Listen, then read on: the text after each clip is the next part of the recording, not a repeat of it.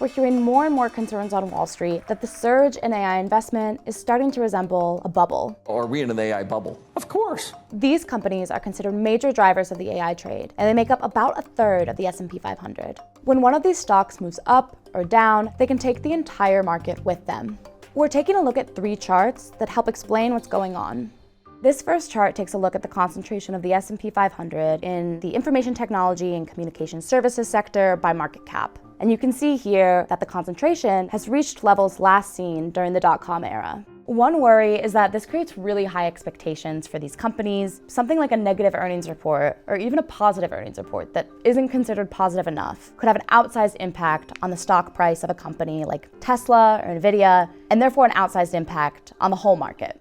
Let's take a look at the late 1990s into the early 2000s, an era known as the dot-com bubble. This was a period when the NASDAQ composite climbed 500% over the course of 5 years. Small investors stampeded into speculative technology stocks, lured by the promise of another innovative technology at the time, the internet.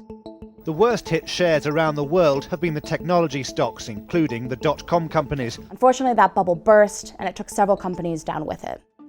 That brings us to chart 2, Amazon, Alphabet, Meta, and Microsoft. This takes a look at their capital expenditures by quarter, and as you can see, it's increased a lot in recent years. A lot of the spending is on infrastructure like data centers, a very costly, speculative bet that this technology will rapidly improve, remake the economy, and eventually start turning a profit. The big question here is when and how all this AI investment will pay off. One estimate from Bain & Company found that AI infrastructure will require $2 trillion in revenue by 2030 to justify current levels of spending. That's leaving investors wondering when and how they're going to start to see profits.